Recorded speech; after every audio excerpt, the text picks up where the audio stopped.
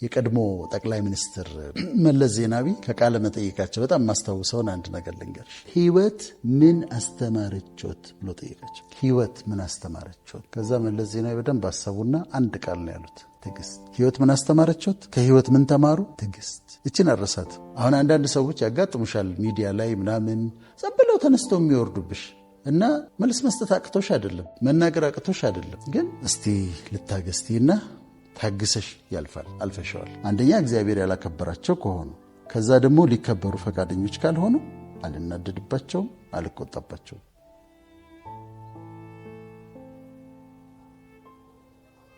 አንዳንድ ጊዜ ታግሰሽው ሲያልፍ እንዴት ደስ ይላል። አንዳንድ ሁኔታዎችን ታግሰሽ ለምሳሌ መልስ ልትሰጪ ብለሽ ስታልፊ እንዴት አይነት የሚሰማሽ ያሸናፊነት ድል። አሁን አንዳንድ ሰዎች ያጋጥሙሻል ሚዲያ ላይ ምናምን ዝም ብለው ተነስተው የሚወርዱብሽ እና መልስ መስጠት አቅቶሽ አይደለም፣ መናገር አቅቶሽ አይደለም። ግን እስቲ ልታገስቲና ታግሰሽ ያልፋል፣ አልፈሻዋል። በጣም ደስ ይላል። የቀድሞ ጠቅላይ ሚኒስትር መለስ ዜናዊ ከቃለ መጠይቃቸው በጣም ማስታውሰውን አንድ ነገር ልንገርሽ። አንድ ቀን እንትን ነበረ፣ ይሄ ፎርማል ሳይሆን ጋዜጠኛው ስለ ህይወታቸው ይጠይቃቸዋል። ስለ ባለቤታቸው፣ ስለ ኑሯቸው ምናምን ይጠይቃቸዋል። እንግዲህ መለስ ዜናዊ ሜዲካል ስኩል ተማሪ ነበሩ። እኛ ትምህርት ቤት ነበሩ፣ ጥቁር አንበሳ። ድሮ ከኛ በፊት ነው፣ በጣም ሲኒየር ናቸው። ከዛ ወጥተው ነው፣ ከዛ ጦር ሜዳ አሳልፈዋል። ከዛ መጥተው ፕሬዚደንት ሆነዋል። ከዛ ጠቅላይ ሚኒስትር ሆነዋል። ጋዜጠኛው የጠየቃቸው ይሄን ሁሉ ያሳለፉትን ሰው ህይወት ምን አስተማረችዎት ብሎ ጠየቃቸው። ህይወት ምን አስተማረችዎት? ከዛ መለስ ዜናዊ በደንብ አሰቡና አንድ ቃል ነው ያሉት፣ ትዕግስት። ህይወት ምን አስተማረችዎት?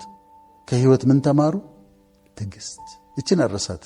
ከዛ ሁሉ ላይፍ ኤክስፒሪየንስ አንድ ነገር የተናገሩት ትዕግስት። ህይወት ምን አስተማረች? ትዕግስት። ስታልፊው በጣም ደስ ይላል።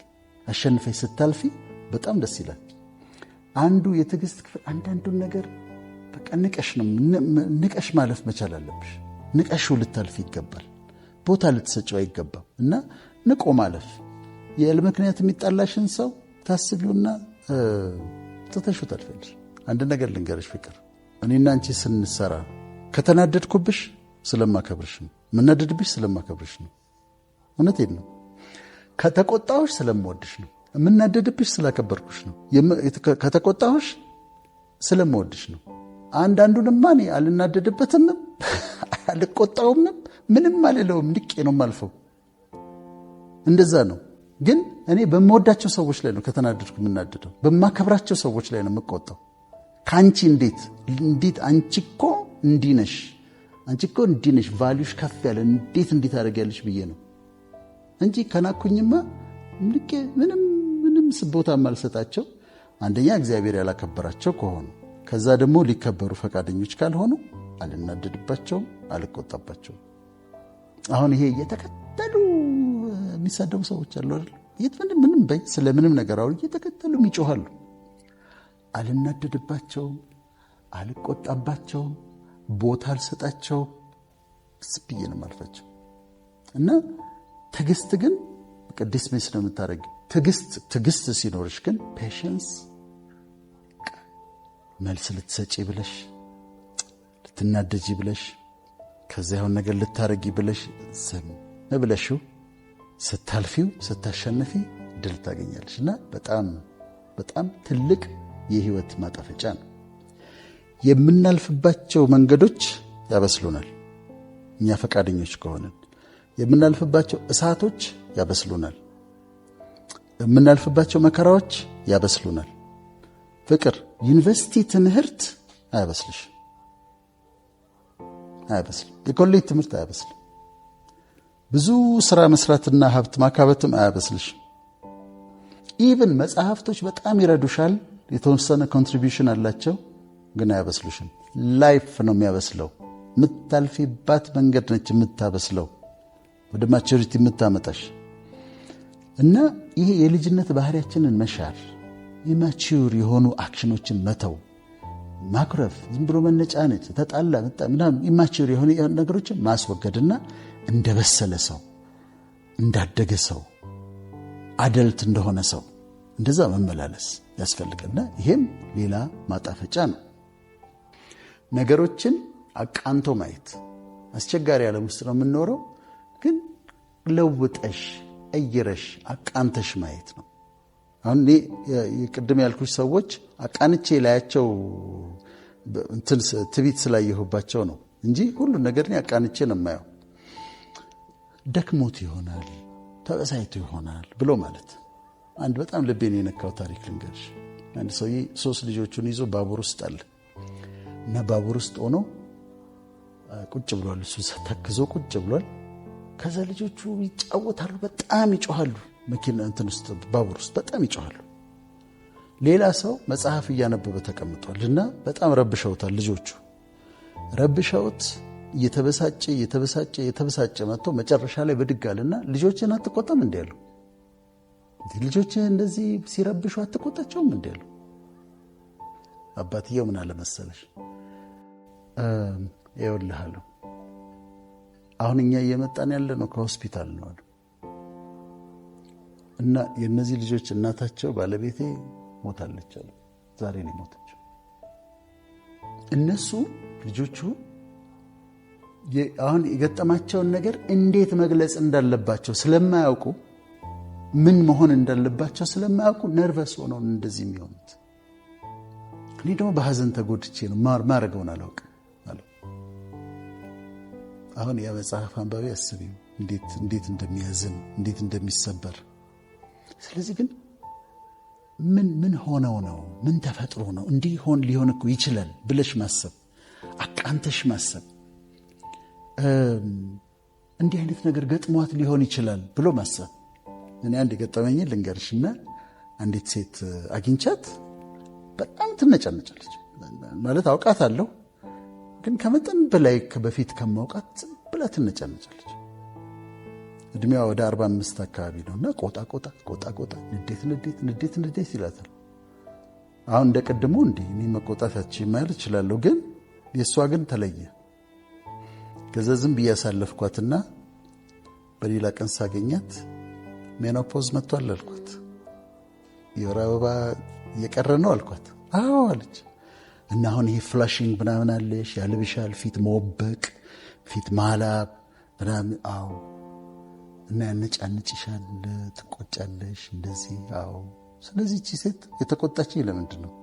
ሜኖፖዝ ስለመጣ ነው። ስለዚህ ትረጃታለሽ ማለት ነው። በእድሜዋን ታውቂያለሽ፣ በፊት ጸባዩን ታውቂያለሽ። አሁን ቆጣ ንዴት ሲላት ታውቂያለሽ። ስለዚህ ምን እንደሆነ ታውቂያለሽ። የወር አበባ ሊቀር ሲል ለተመልካች ግልጽ እንዲሆን መጀመሪያ ኢሬጉላር ይሆናል። በትክክል በየወሩ የሚመጣው ይቀርና በ2 ወር ይመጣል፣ አንዳንዴ በ15 ቀን ይመጣል።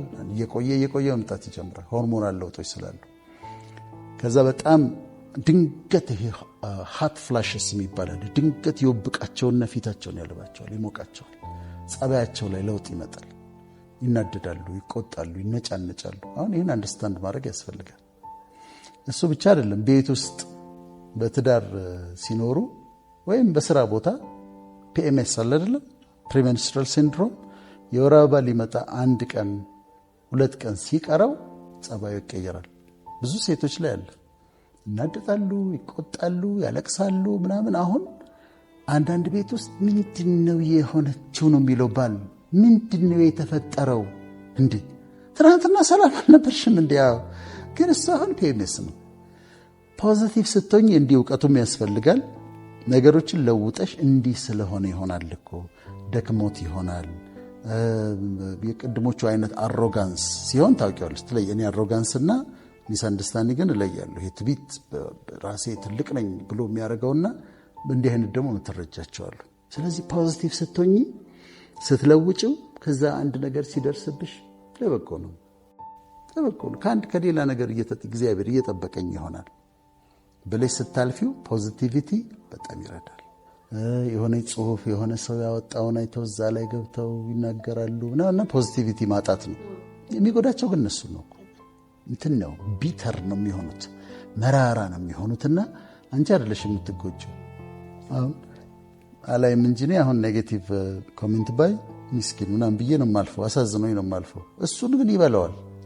ይሄ ጥላቻው መራርነቱ እሱን ነው የሚጎዳው። ስለዚህ አንቺ ፖዚቲቭ መሆን ለአንቺ ይረዳሻል በጣም። ነገሮችን ቀለል አድርጎ ማየት፣ ማቅለል ሳይሆን ቀለል አድርጎ ማየት። ራስን አለማካበድ፣ ራስን ዝም ብሎ አለመካብ፣ ሲምፕል መሆን። አሁን ስለ ሴሌብሪቲስ አንድ ቦታ ስናገር ሴሌብሪቲስ ከሚቸገሩበት እነዚህ ታዋቂ ሰዎች ከሚቸገሩበት ነገር አንዱ ሰልፍ ኮንፋይንመንት ይባላል። ሰልፍ ኮንፋይንመንት ራሳቸው የሚፈጥሩት እስር ቤት አለ እና ምንድነው ሆም አሬስት ይባላል፣ ሃውስ አሬስት ይባላል። ሃውስ አሬስት ውስጥ ይቀመጣሉ። ለምንድን ነው? ሊወጡ ሲሉ እንትን ይላሉ፣ ይጨነቃሉ። በጣም መዋብ አለባቸው፣ በጣም መልበስ አለባቸው፣ የህዝቡን ኤክስፔክቴሽን ያሉ። ስለዚህ በጣም ካልዘነጡ መውጣት አይፈልጉም፣ ግሮሰሪ አይሄዱም፣ ወክ አያደርጉም፣ ሞል አይሄዱም፣ የትም አይሄዱም። ስለዚህ አሁን እየቀነሱ ይመጡና ከዛ ሰልፍ ኮንፋይንድ ይሆናሉ፣ እንደ እስረኛ መኖር ይጀምራሉ። እኔ በራሴን ታዋቂ ነኝ ማለት አይደለም፣ ግን አንዱ ህይወቴን ያቀለልኩበት ነገር ራሴን ሲምፕል አድርጌ ማየት ነው። ግሮሰሪ ሄዳለሁ። ግሮሰሪ አሁን እኔ ከቢሮ የታች ሸዋ ሱፐር ማርኬት አለች። በየቀኑ ሳልገባ ቀራለሁ። ገብቼ የምፈልጋትን ነገር ፒክ አድርጌ አንዲት ነገር ልትሆን ትችላለች። አሜሪካ ያለው እነዚህ ትላልቅ በጣም ዲስቲንጉሽድ የሆኑ ፕሮፌሽናል ነጮች ሆነው ግሮሰሪ ገብቶ 2 ድንችና 2 ሽንኩርት ገዝቶ ይወጣል። ትልቅ እንትን ስቶር ገብቶ የፉድ ስቶር ገብቶ 2 ሽንኩርት 2 ድንች ገዝቶ ይወጣል። እኔ ግሮሰሪ ገባለሁ፣ እወጣለሁ።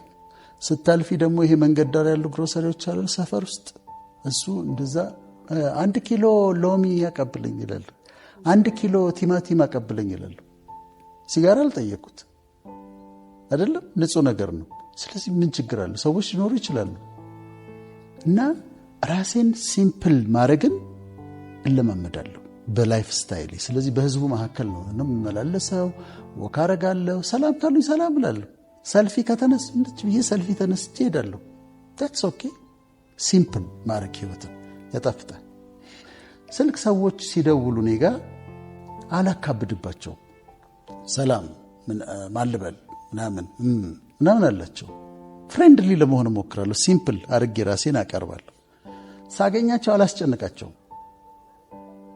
በቃ ሲምፕል ሆኜ ነው የማገኛቸው። እና ራስን ቀለል አድርጎ መያዝ ላይፍ ስታይልሽ እንደዛ ስታደርጊ ጥሩ ነው። ሀብት ሲኖር እንኳን አንዳንድ በጣም ገንዘብ ያላቸው ሰዎች ቤት ስትሄጂ ራት ይቀርባል አይደለም? 6 አይነት ወጥ ይቀርባል። አሁን ምን ያደርጋል? 6 አይነት ወጥ ቀለል ማድረግ ሲምፕል ማድረግ ይቻል ነበር። ዝም ብሎ ሽሮ፣ ጎመን እንደዚህ ቀለል ማድረግ ላይፍ ስታይሉ ማቅለል። ቤቱን በጣም ያከብዱትና ነጭ ምንጣፍ አነጥፈው ምናምን ይሉና ልጆች አሉ እዛ ቤት ውስጥ። ልጆቹ ሊጫወቱ ሲሉ ይቆጣቸዋል። እንዳታበላሽ፣ እሱ እንዳታደርግ፣ እዛ ላይ እንዳትጽፊ፣ እዚህ ላይ እንዳትይ። ወይ ባይሆን ላስቲክ ይሸፍኑትና ምንጣፉን ልጆቹ መጫወት አለባቸው። ልጆቹ ቃል ሊሰብሩ ይችላሉ፣ ይስበሩ፣ ያጥፉ። እንደዛ መሆን አለበትና ቀለል ማድረግ ያስፈልጋል። ከዚሁ ጋር ተያይዞ ሲምፕሊሲቲ ላይ ሴንስ ኦፍ ሂውመር ያስፈልጋል። ሴንስ ኦፍ ሂውመር ማለት ነው። ሴንስ ኦፍ ሂውመር ማለት ሌሎችን ፈገግ እንዲሉ ማድረግ ብቻ አይደለም። እሱም አንድ ሴንስ ኦፍ ሂውመር ነው። ግን ቀልድንም አንደርስታንድ የማድረግ ችሎታ ሴንስ ኦፍ ሂውመር ነው። አንቺ እየቀለድሽ እንደሆነ የመለየት ችሎታም እሱም ሴንስ ኦፍ ሂውመር ነው። ሴንስ ኦፍ ሂውመር ያስፈልጋል። ስፓይስ ነው፣ ቅመም ነው። በጣም ሲሪየስ አለመሆን፣ ከመጠን በላይ ሲሪየስ አለመሆን፣ እንደ ኩስትር አለማለት እና አንዳንዴ መቀለድ፣ መሳቅ። ባለፈው አንስተነዋል። እኔ መሳቅ ወዳለው የሄልዝ ቤኔፊት አለው። ለብሬንሽ ጥሩ ነው፣ ለሳምባሽ ጥሩ ነው፣ ለልብ አመታትሽ ጥሩ ነው። እና ሴንስ ኦፍ ሂውመር አንዳንዴ መቀለድ፣ መጫወት፣ ጨዋ የሆኑ ቀልዶች አሉና እነሱም መቀለድ። ይሄ በህዝቡ መካከል ስትመላለሽ በነፃነት ሲምፕል አድርገሽ ስትመላለሽ አንዱ ህይወትሽን የሚያቀልልሽ ነገር ነው። ራሴ ግን ካከበድኩት ዶክተር ወዳጄን የሚባለውን ሰው የራሴ አክብጀው ራሴ በጣም ትልቅ አድርጌው በቃ እዛ ጋ መታየት የሌለበት እዛ ጋ እንትን የሌለበት በቃ ራሱን አክብዶ ሲደወልለት ተኮሳትሮ የሚያወራ ሰው ሲያገኝ ሰው ተንቀጥቅጦ እንዲያወራው የሚፈልግ አይነት ሰው ካረኩኝ ግን እኔ ነኝ የምጨነቀው።